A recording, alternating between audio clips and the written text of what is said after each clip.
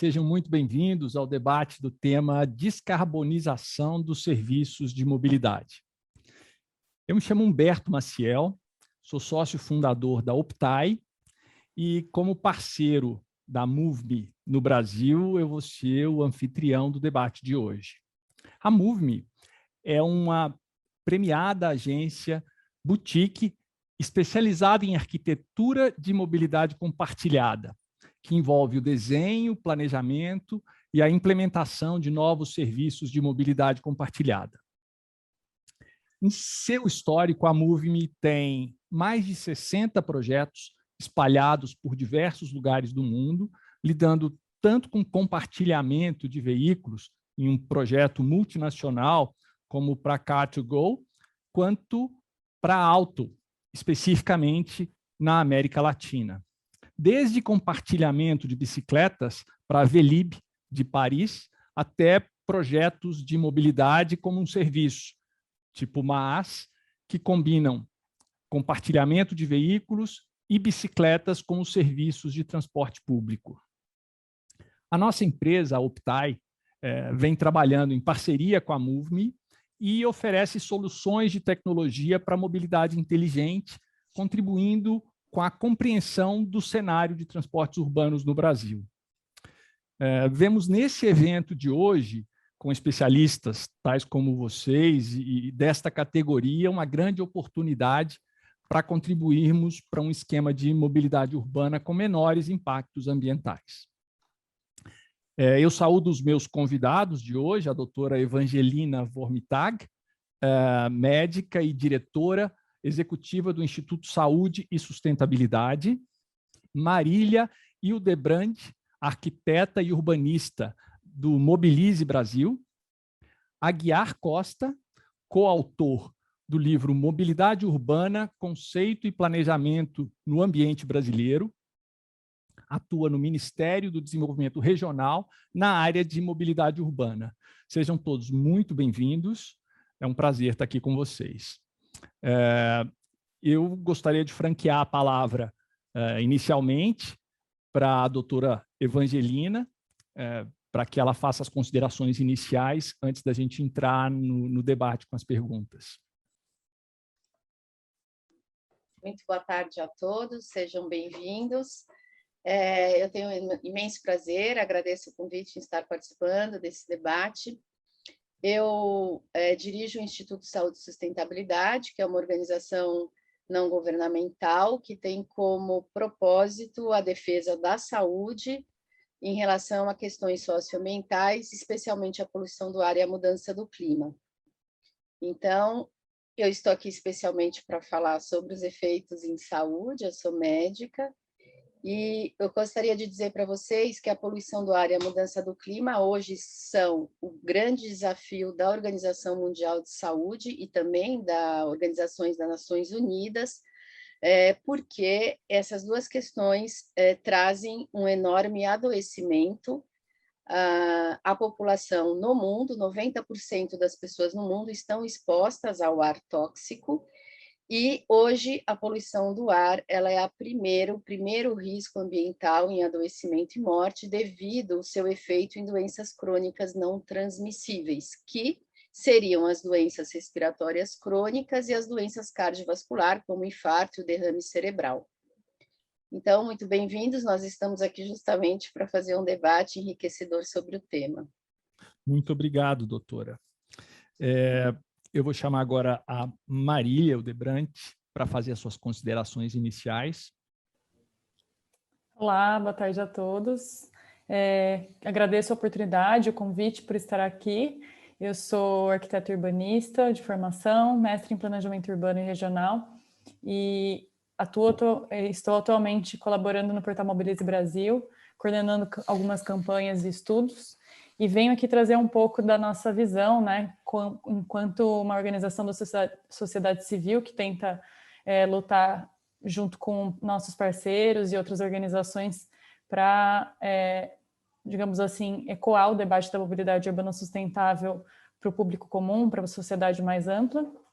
E, bom, acho que no tema da descarbonização e da mobilidade urbana, eu entendo que é preciso pensar em que modelos a gente quer sustentar ao longo do tempo. Então, acho que, como uma fala inicial, assim, para startar um pouco essa conversa, acho que é importante a gente pensar ao longo do tempo que modelos fazem sentido, né? Se simplesmente pensar em inovações tecnológicas nos dão saídas para as cidades brasileiras, né? Que vem enfrentando problemas aí de diversas ordens, né? Não só ambientais, mas sociais. E acho que pensar em mobilidade urbana é pensar também em saídas de muitas dimensões, né? Que envolvam também diferentes parcelas da população e que tragam possibilidades e alternativas que apontem para um caminho diferente do que o que a gente vem enfrentando hoje. Então, acho que falar um pouco sobre veículos elétricos, ao meu ver, particularmente, não me faz enxergar um modelo diferente de cidade. Então, eu acho que acho que a gente não pode ser refratário a novas tecnologias, mas a gente tem que pensar conscientemente como elas podem nos ajudar a mudar estruturalmente problemas que estão aí, né, entranhados na nossa sociedade. Agradeço a sua fala. Muito relevante a sua fala. Realmente são questões muito importantes e que geram bastante questionamento. Agora eu gostaria de ouvir o Aguiar, nessa fala inicial, Aguiar, para a gente seguir para o debate. Bom, boa tarde a todos. Primeiramente, agradeço aí pelo convite, pela oportunidade de estar aqui. Eu atuo já na área de mobilidade urbana já há 13 anos, desde 2008. Atuei desde o extinto Ministério das Cidades e hoje no Ministério do Desenvolvimento Regional. Como foi falado no meu livro, que ele trata muito dessa questão do conceito de mobilidade urbana e do planejamento. Sobre o conceito de mobilidade urbana, eu estou aí na área desde o surgimento da Política Nacional de Mobilidade Urbana, que é relativamente nova, de 2012. Então, já trabalhei muito com a fase de divulgação, de capacitação dessa política. E a fase de planejamento de mobilidade urbana é uma área que eu venho atuando até hoje, no apoio na elaboração dos planos de mobilidade urbana. Porque, como é falado no meu próprio livro ali, a gente tem uma metodologia mais simplificada para os municípios menores atuarem nessa questão de planejamento.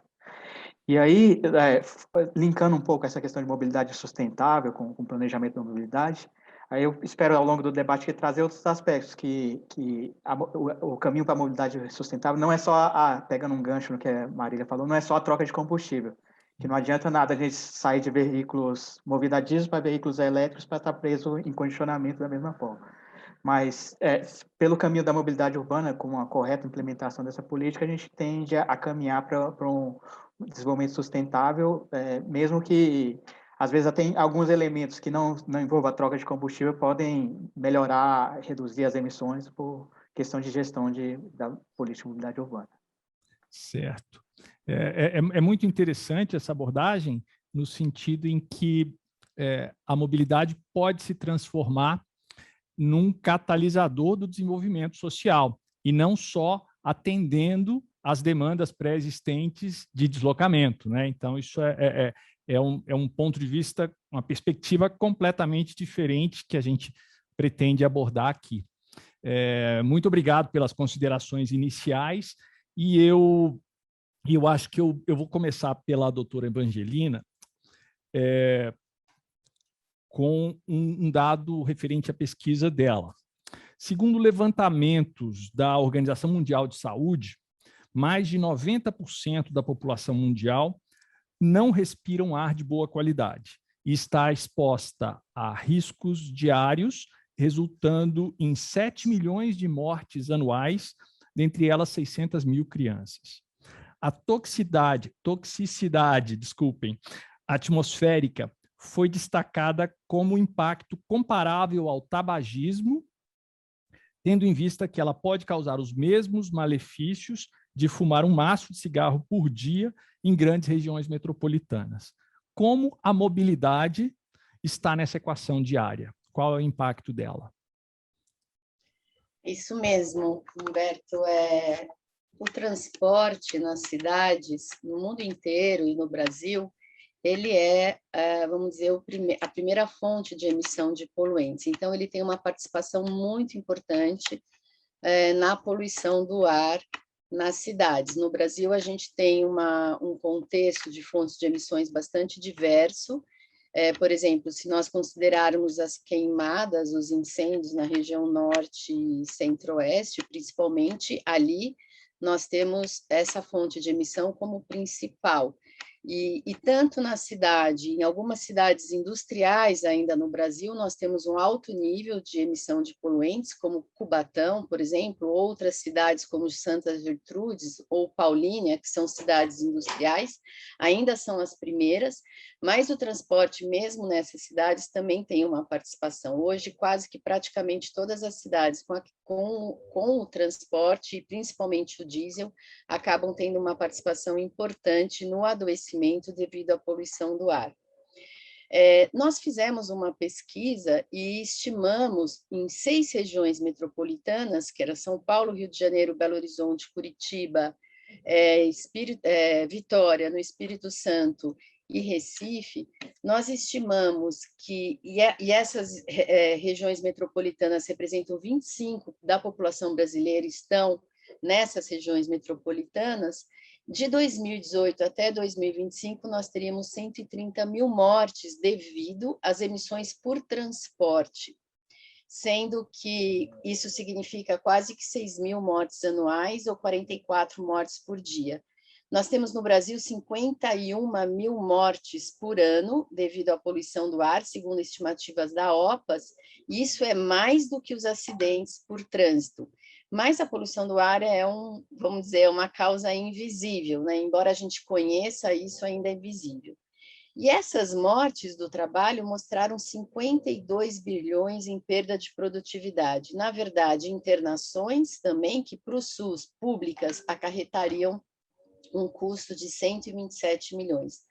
Tanto o custo em relação à perda de produtividade por mortes quanto de internação, elas já justificam e poderiam ser um investimento justamente adotado, e aqui a gente está falando de transporte nas cidades, para que houvesse a redução. E isso é bastante importante, né? Que uma vez reduzido, por exemplo, o diesel, do total dessas mortes, o diesel tem 40% de representatividade nas fontes de emissões.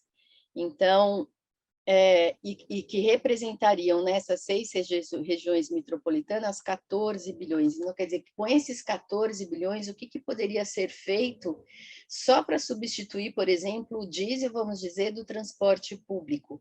Então, a participação do diesel é muito grande no adoecimento e mortes, o que justificaria, tanto do ponto de vista de saúde quanto econômico, o investimento em combustíveis mais limpos, além, é claro, do estímulo a outras formas e modais de transporte, como o transporte ativo, seja por bicicleta ou caminhar, que traria um grande benefício para a saúde, além daquele protegido pelo ar não tóxico, vamos dizer, que se teria com combustíveis mais limpos. Muito obrigado, é muito relevante. Marília, as questões ligadas à mobilidade sustentável, elas vêm ganhando bastante espaço de mídia, mas elas têm ressonância na sociedade como um todo? Você acha que nós estamos preparados para atribuir valor a essas iniciativas sustentáveis? E aí a gente inclui multimodalidade, mudança de matriz energética, novas tecnologias, digitalização. Você acha que nós estamos preparados como sociedade para poder fazer essa transformação? Olha, é uma resposta difícil, né? Assim, eu acho que, a princípio, eu não consigo enxergar na sociedade ampla uma demanda para multimodalidade ou novas formas de transporte. Eu acho que esse é um tema que ele vem sendo discutido, ele vem ganhando eco, sim, mas especialmente para segmentos que são de vanguarda, especialistas, que vêm trazendo, sim, essas tendências de multimodalidade, de outros modelos de mobilidade urbana, mas eu entendo que é um tema que ainda não ganhou corpo, né? Então, acho que muito talvez dessa resistência ela tem a relação com o próprio histórico, né, de urbanização das cidades e da própria cultura da sociedade, né, que ainda enxerga de forma um pouco limitada possibilidades de deslocamento na cidade. Então, existiu já, né, acredito que nos últimos anos, alguns 20 anos atrás, uma grande demanda por motorização, uma elevação de taxas. A gente continua vendo o aumento de taxas de motorização, especialmente para motocicletas, né? Agora que tem inclusive com incentivo governamental, né? Isso, que tem, inclusive, enfim, pessoas que têm um poder aquisitivo mais baixo conseguem ter um pouco mais de autonomia, né, a partir do transporte individual motorizado, especialmente, né, de moto, atualmente. E eu acho que ainda há um pouco de resistência, sim, especialmente da classe média, das grandes elites, para outras alternativas, como os modos ativos, né, como a própria Evangelina comentou, né. São modos primitivos, a gente pode dizer, de deslocamento, né, que não exigem muita tecnologia, o pedalar e o caminhar. A gente pode dizer que todo mundo é pedestre em algum momento do dia, né, à exceção daqueles que têm alguma restrição para se locomover.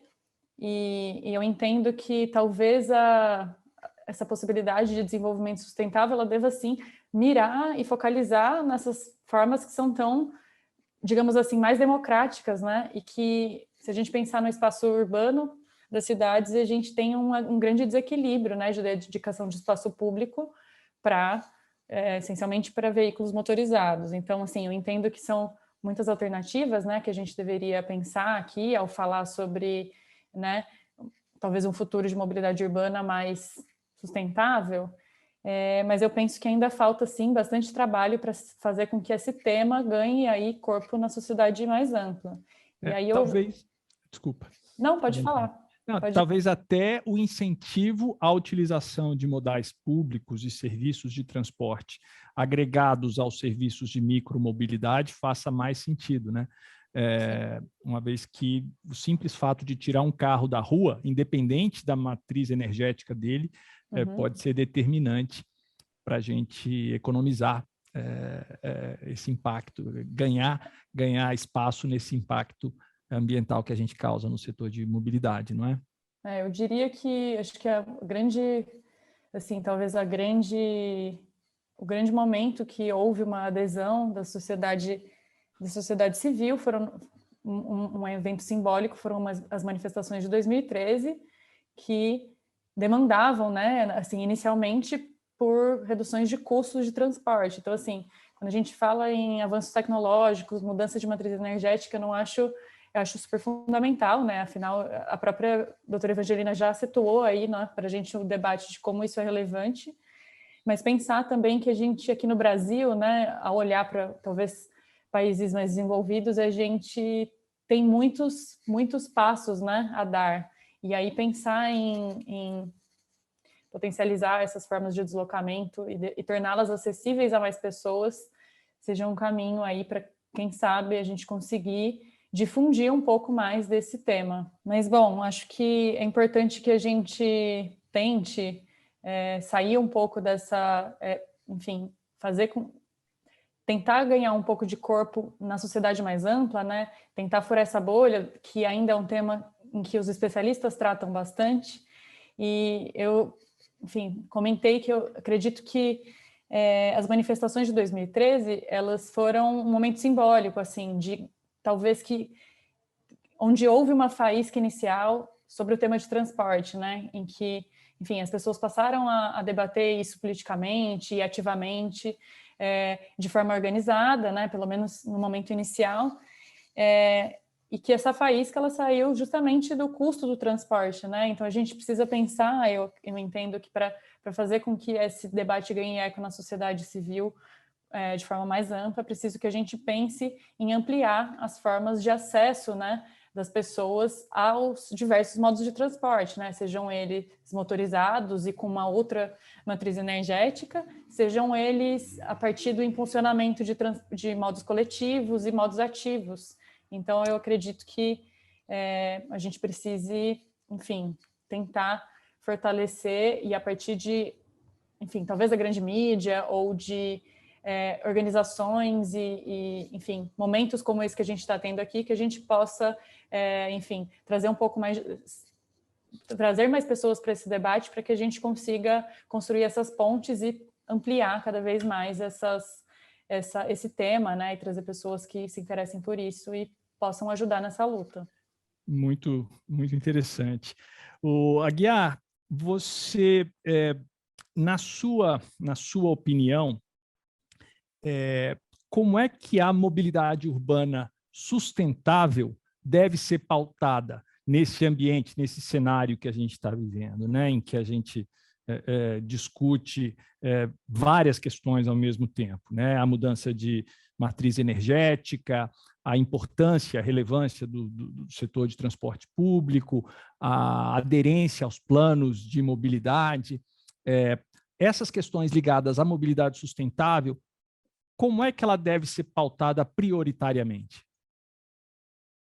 Então, acho que, primeiramente, é bom ter clareza que a mobilidade urbana é uma questão que depende de vários fatores. Então, não é só transporte público e, muito menos, não é só transporte de carro e trânsito. Então, a partir do momento que você trata a mobilidade urbana como ela realmente deve ser tratada, que envolve a parte de planejamento urbano, a parte de integração de diversos modos, tanto os modos motorizados quanto o transporte ativo, você tem um correto planejamento. Essa questão do planejamento ela é fundamental para a implementação da política de mobilidade urbana. Pegando aí o gancho aí do plano de mobilidade urbana, ele passa por diversos assuntos ali ao longo da sua elaboração, desde circulação viária, transporte não motorizado, transporte de cargas, transporte público, que o município, ali atentar para todos aqueles fatores, ele acaba indo para desenvolver uma mobilidade urbana mais sustentável, né? E aquilo que eu falei anteriormente, que não seria só troca de combustível, mas diversos outros fatores podem contribuir para isso. A gente tem um exemplo de um trabalho que a gente fez, se eu não me engano, em 2014 ou 2013, um plano setorial que a gente fez sobre mudanças do clima lá no Ministério, que a gente trazia algumas medidas para redução de emissões, e a gente fez isso baseado, basicamente, em mudança modal.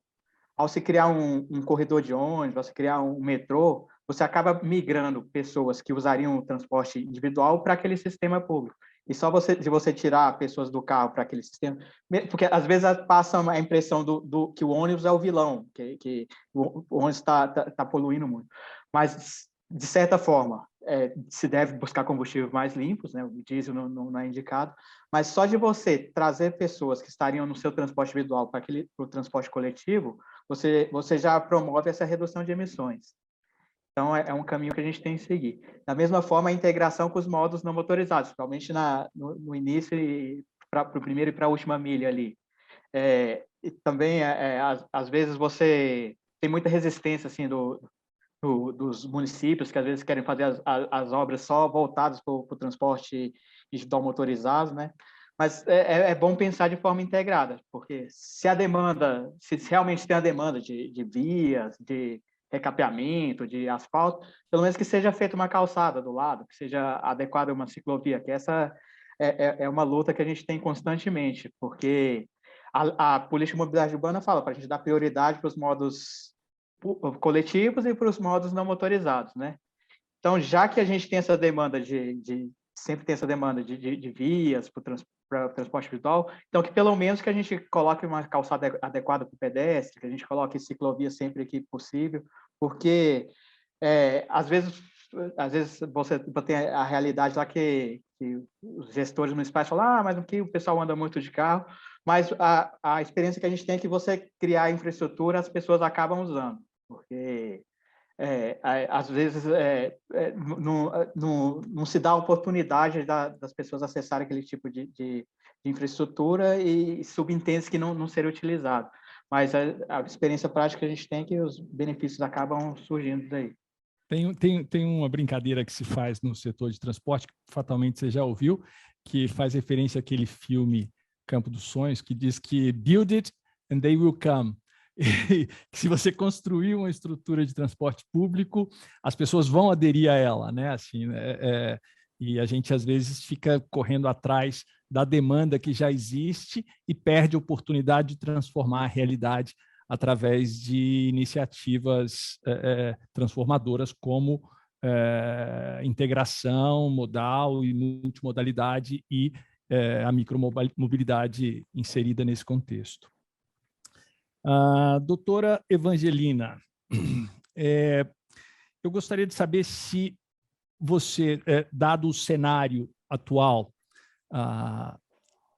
face ao período pós-pandemia e as consequências socioeconômicas e ambientais que a gente vem experimentando, se elas requerem urgência e desenvolvimento das logísticas e implementação dos planos de mobilidade e em que medida. A gente sabe que a crise ambiental é um fator de preocupação para todos nós, mas muitas vezes a gente tem a impressão de que a gente tem tempo para resolver. Eu queria a sua opinião a respeito disso. Nossa, sem dúvida, eu acho que existe uma urgência realmente no desenvolvimento da mobilidade no país. Isso se deve, em primeiro lugar, ao que acarreta, né, a saúde da população, mas não apenas, também ao meio ambiente. Nós temos até leis, na verdade, resoluções e algumas leis, mas o que acontece é que é mais baseado em resoluções que são construídas no Conselho Nacional do Meio Ambiente, mas que são normativas infralegais, e com isso a gente não consegue que haja o cumprimento delas como deveria. Há exemplo, por exemplo, do monitoramento de qualidade do ar no Brasil, enfim. Mas nós temos também, por exemplo, até leis, por exemplo, da inspeção veicular, é um exemplo dela, ou o próprio PROCONV, né? Na verdade é uma resolução, mas é um programa que trouxe muitos benefícios, mas que não são cumpridas. E eu gostaria de trazer o exemplo da cidade de São Paulo, porque as políticas, tanto nacional, estadual ou municipal da mudança do clima, que já previa a substituição de combustíveis limpos, elas não foram cumpridas. Em São Paulo, o artigo 50 da lei, da mudança do clima, ela tinha a meta de até 2018 substituir toda a frota de ônibus por combustível limpo. Isso não aconteceu. E aí, em 2018, veio uma lei para substituir o artigo 50 deles, e uma lei muito interessante em São Paulo. Por que ela é interessante? Porque ela consta tanto a substituição gradual e homogênea para atender índices de redução, ou seja, ela tem metas de redução. Então, a frota de ônibus precisaria ter uma composição tal que atingiria as metas de redução da emissão, mas que, infelizmente, desde 2018 ainda não se deu início. Então, existe um lado que eu acho que no Brasil há uma urgência em cumprimento das leis, que se tivessem sendo cumpridas, o PROCON vê outro. Nós estamos comparado ao Euro 6 da Europa, né, em termos de fase de implementação e motorização da frota de ônibus ou veículos pesados, muito atrasada, de 12 anos comparado à Europa e Estados Unidos.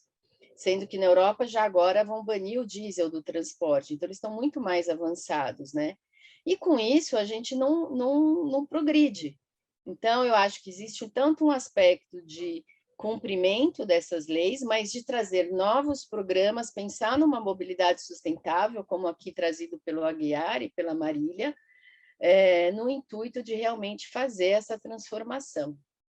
Nós estamos bastante atrasados em relação a outros países, até mesmo da América do Sul, não é só Europa e Estados Unidos. Definitivamente. Marília, eu queria saber de você se você conhece iniciativas, se há um mapeamento das iniciativas sustentáveis do impacto da mobilidade urbana nas grandes cidades do Brasil. Você pode citar exemplos de iniciativas de mobilidade urbana sustentável no Brasil? Claro, eu vou pedir licença antes de responder essa pergunta para fazer um comentário em relação à fala da doutora Evangelina. Eu acho que a gente está realmente a passos muito distantes ainda do que é o desejável, né? Mas eu acho que a gente, para enfrentar esse problema, a gente precisa também enfrentar um problema que é a cadeia produtiva, né, dessas empresas, dessas montadoras, né, dessas empresas de seguradoras, de financiamento, de publicidade e propaganda, que continuam estimulando esse modelo que não é o que se quer sustentar, né, daqui em diante a longo prazo. Então, acho que falar sobre melhoria de meio ambiente e qualidade do ar é também passar por esse debate, né? Agora, voltando à sua pergunta, Humberto, em relação a iniciativas de âmbito nacional, assim, acho que é difícil, eu desconheço, não acho que tenha uma plataforma que centralize, que faça um mapeamento, né, de grandes empreendimentos sustentáveis, né, nessas grandes cidades, mas eu conheço vários projetos, várias iniciativas que lidam com essa questão do desenvolvimento sustentável em áreas específicas, né? Vou citar alguns. A partir do Instituto Clima e Sociedade, eu acho que é possível mapear algumas dessas iniciativas, porque é um instituto que fomenta, né, iniciativas nesse sentido, né, de mitigação climática e na área de mobilidade mesmo. Um dos projetos que eu vou citar aqui é o projeto Como Anda, que é coordenado por duas organizações da sociedade civil, que é o Corrida Amiga e Cidade Ativa, que tentam mapear projetos que, digamos assim, promovem a mobilidade a pé no Brasil. Então, dentro do site do Projeto Como Anda, lá você pode encontrar diversas iniciativas que promovem a mobilidade a pé em inúmeras cidades brasileiras. Tem também o Observatório da Bicicleta, que é puxado pela União de Ciclistas do Brasil, e também, enfim, promove aí a mobilidade por bicicleta. Tem também a pesquisa Quali-ônibus do WRI, que é um instituto, uma organização internacional, mas que também atua no Brasil, e aí vem tentando avaliar e melhorar, né, a partir de parâmetros de desempenho, o transporte coletivo para criar, assim, um ciclo virtuoso, né, de benefícios. Eu, salvo engano, acredito que eles também devam tratar sobre combustíveis, né, dos ônibus. Perfeito. Além disso, eu acho que tem a plataforma Mobilidados, que é do ITDP, também uma organização internacional que trata um pouco sobre essa perspectiva de multimodalidade, né? Principalmente olhando para transporte coletivo e modos ativos, e que tem uma plataforma de dados de âmbito nacional. Acho que, por último, eu queria citar o projeto do Mobilize, né? Que ainda em 2011, quando o tema da mobilidade era bastante embrionário aqui, né? Ainda não tinha a promulgação da Lei Nacional de Mobilidade Urbana, tentou fazer um levantamento e conseguiu levantar dados de 9 capitais, né, em termos de desenvolvimento de mobilidade urbana sustentável, e que agora, para 2022, vai lançar uma nova pesquisa tentando abranger as 27 capitais. Além disso, sei que tem o Sistema Nacional de Informação de Mobilidade Urbana, que acho que até o Aguiar pode comentar, que foi recém-lançado agora pelo Ministério do Desenvolvimento Regional. Ele não tem uma abordagem especialmente ou um filtro que olhe para modos de mobilidade urbana sustentável, mas é uma plataforma que tenta concentrar também dados de todas as capitais. Então, acho que algumas iniciativas que podem ajudar aí quem tiver interesse em se apropriar um pouco mais do tema. Valeu, muito obrigado. Aguiar, a gente tem muito poucas cidades que atendem às exigências para a elaboração dos planos de mobilidade. Na sua opinião, qual é o maior desafio que essas cidades enfrentam para que elas se adequem a esses planos de mobilidade que elas têm que fazer? Bom, eu vou responder essa pergunta, mas só que antes eu vou complementar isso aí que a Marília falou. Em relação a esse sistema de informação de mobilidade urbana, foi até um projeto que eu trabalhei nele lá no início, agora ficaram com outras pessoas responsáveis com isso daí.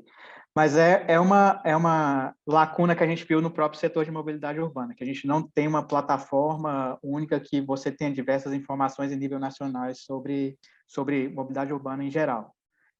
Desde questão de tarifa, de infraestrutura, de frota, até questões de emissões ambientais, e evoluções tecnológicas. Então, a ideia do Sistema de Informação em Mobilidade Urbana, o SIMU, que tem lá no site do Ministério do Desenvolvimento Regional, é abarcar informações em geral, né? Ser uma grande base de dados para fornecimento de informações, para dar acesso tanto aos gestores quanto à própria sociedade. E aí, Por enquanto, ele não tem ainda a abrangência de dados ainda que a gente deseja, porque foi iniciado agora, no mês de setembro. Tem dados lá só cidades acima de 250 mil, mas a ideia é que, com o passar do tempo, ele evolui e seja uma grande fonte de informações nacionais de mobilidade urbana. Obrigado. Sobre a questão do planejamento da mobilidade urbana, eu acho que tem aí... Primeiro, acho que tem uma falha até do ponto de vista do governo federal, porque a lei de 2012, e ela dava o prazo de 3 anos para a elaboração do plano de mobilidade, a gente venceu-se esse prazo, se prorrogou, venceu esse prazo, se prorrogou de novo, e agora já é a terceira prorrogação, aí, que vence em 2023 para os... Não, 2022 para os municípios acima de 250 mil e 2023 para os municípios abaixo de 250 mil. As punições não estão determinadas ainda, né? Não, esse é o problema, porque se não tivesse punição, ninguém ia se preocupar em adiar. Mas o problema é que a punição o município fica impedido de receber recursos públicos federais. Tá. A punição é severa demais. E aí sempre quando chega nessa época se dá punição e aí tem uma grande revolta e acaba se prorrogando esse prazo. Então, eu acho também que do âmbito dos municípios, acho que tem, no Brasil em geral, você tem falta de cultura de planejamento das coisas, né? Você tem muito... Quando a gente tem, igual a experiência que a gente tem no Ministério, às vezes você lança programas com recursos ali para infraestrutura e se falta projeto. E aí o planejamento é uma etapa anterior ainda, se falta projeto, então o planejamento é o que falta mesmo. Mas eu acho que é muito falta assim de começar mesmo, porque até um pouco do que fala o meu livro lá da metodologia simplificada, ela é feita para municípios até de certo para os municípios maiores é um assunto bem complexo mesmo. Mobilidade urbana é uma questão bem complexa mesmo. Mas para a maioria dos municípios, que a gente pegou ali um corte de 100 mil habitantes, que representa mais de 85% dos obrigados, a gente viu que é possível fazer esse plano de uma forma simplificada, usando a própria equipe técnica local, sem precisar de contratação de consultoria, porque na maioria das cidades é claro para todo mundo ali quais são os principais gargalos, quais são as principais vias, quais são os principais trechos de origem e destino da população. E a experiência que a gente tem aqui de assistência técnica para trabalhar com esses municípios é que todos que iniciaram essa metodologia simplificada não pararam no meio e falaram assim, não conseguimos. É mais questão de começar mesmo, de questão de planejamento. Não sei se o próprio tema de mobilidade urbana, na visão de muitos, ainda está ligado à questão de transporte coletivo, porque talvez seja um problema também, porque as cidades que não têm transporte coletivo, às vezes, não se enxergam nisso daí. E aí também tem um outro grande problema da mobilidade urbana, que as cidades que têm as cidades maiores tratam a mobilidade urbana como, eu fiz a concessão do serviço, agora pronto. Agora só vou voltar a tratar desse tema só quando eu for tratar do reajuste de tarifas. Então, são questões que a gente tenta tratar aí aos poucos para tentar evoluir nessa questão do planejamento da mobilidade urbana. Descaracterizar que isso é uma coisa complicada, que envolve diversos aspectos, porque às vezes as pessoas pensam que isso tudo depende de recursos federais, mas quando você for tratando o plano de mobilidade urbana, tem vários temas lá que são questões locais, tipo circulação viária. Às vezes você melhorar a questão de circulação lá, criando vias de sentido único ou restringindo a velocidade de circulação, já é uma melhora. Às vezes não se tem condições de colocar um corredor exclusivo, mas pinta-se uma faixa ali, já é uma melhora também para a mobilidade urbana. Não se pode tratar a questão da pavimentação, mas melhoria de calçada, sinalização, todos são pequenas coisas que a gente tenta embutir aí no pacote do plano de mobilidade urbana, que no fim das contas elas contribuem para essa mobilidade mais sustentável. São pequenos passos que a gente pode dar para essa mobilidade mais sustentável. Obrigado, então, Aguiar. Eu vou franquear a palavra para você, aproveitar que você está aqui, te dar um minutinho para você fazer o agradecimento e finalizar a sua fala, para em seguida passar para a Angelina e para a Marília. Não, agradeço aqui pela oportunidade. Eu só queria enfatizar que isso aqui que a gente já está fazendo já é uma evolução em termos de mobilidade urbana, né? Porque é um legado que a pandemia aí deixou para a gente, que é uma coisa que eu já discutia já há muito tempo lá com meus colegas de trabalho. Por que a gente tem que ficar fazendo trabalho presencial vindo aqui todo dia no mesmo horário por coisas que a gente pode fazer da nossa própria casa, né? Então, isso aí já é um legado que a pandemia deixou para a gente tem que aprender com isso, porque esse é um evento que, como eu disse, há uns 2 anos atrás a gente faria presencial e hoje a gente está aqui virtualmente. Então, é um ensinamento que fica aí, acho que as empresas e órgãos aí, sempre que puderem fomentar esse tipo de trabalho não presencial, ela já é uma grande colaboração aí para a mobilidade urbana. Ainda então, mais contando com a ajuda de vocês aqui. Então, fico feliz em participar e estou à disposição aí para eventuais conversas aí que a gente possa ter sobre a área de mobilidade urbana. É sempre um prazer aí contribuir com esse assunto. Muito obrigado. Evangelina, eu vou dar a palavra para você para fazer a sua consideração final. Muito obrigada também pela oportunidade de estar aqui falando sobre esse assunto que é tão importante. Eu vou pegar uma carona no Aguiar, né, que a gente não falou, mas eu queria dizer que, sem dúvida nenhuma, a pandemia nos trouxe ensinamentos, e se a gente não aprender agora, acho que não aprende nunca mais. Mas, além do que ele falou, por exemplo, o escritório do Instituto, todo mundo decidiu não trabalhar mais presencialmente, a gente está fechando o escritório, deu muito certo o trabalho remoto, e a gente tem que usar esses exemplos e lembrar que a pandemia, o transporte é o local onde é um local de extrema transmissão do vírus, justamente afeta as pessoas que têm mais baixa renda, que é o problema da poluição, são os mais vulneráveis, a poluição do ar e a mudança do clima atingem mais eles também, e lembrar que os lugares mais poluídos é onde teve maior agravamento e maior mortes e internações pela pandemia. Então, a mobilidade, sem dúvida nenhuma, eu acho que ela é um problema central nas cidades, e desse problema da mobilidade decorrem muitos outros. Então, sem dúvida nenhuma, a gente tem que olhar para isso e realmente investir, mudar essa situação. Concordo plenamente com todos vocês. Muito obrigado, doutora. E Marília, finalmente, eu te pedi para fazer o fechamento. Também queria agradecer a oportunidade de estar aqui, né, de poder expor aqui um pouco do trabalho do Portal Mobilize, mas também de aprender aqui com os meus colegas, né, a gente está sempre trocando informações, então esses espaços eles são muito produtivos para a gente conhecer outros trabalhos, então fico feliz de estar ocupando esse espaço ao lado dessas pessoas. Queria dizer também, né, que acho que para tentar promover um pouco desse debate e tentar furar um pouco dessa bolha que a gente está aqui, talvez com outras tantas pessoas que vão nos assistir, a gente do Mobilize vem tentando ser um portal desde 2011, né? Agora a gente completa 10 anos que tenta comunicar de uma forma um pouco mais simplificada, né? A gente está falando sempre sobre dados muito técnicos que às vezes não alcançam pessoas que estão aí de alguma forma envolvidas cotidianamente com mobilidade urbana, né? Afinal todo mundo se desloca pela cidade, especialmente aqueles que não, né? Que talvez são privados em termos econômicos, né? De terem a possibilidade de estar aqui como nós, né? Num home office, enfim, numa atividade remota, mas a gente tenta também fazer essa comunicação e trazer esse assunto para que mais pessoas possam se apropriar do tema. Então, acho que convido aqui a todos que estão assistindo e aos meus colegas a gente tentar sempre fazer esse esforço de não falar só entre especialistas, mas também tentar chamar pessoas comuns para participar, né? Afinal, todo mundo deve ter possibilidade de se apropriar desse tema que é tão caro para todo mundo, né? E que faz tanta diferença, pode vir a fazer tanta diferença na vida das pessoas como um todo. Acho que eu encerro por aqui.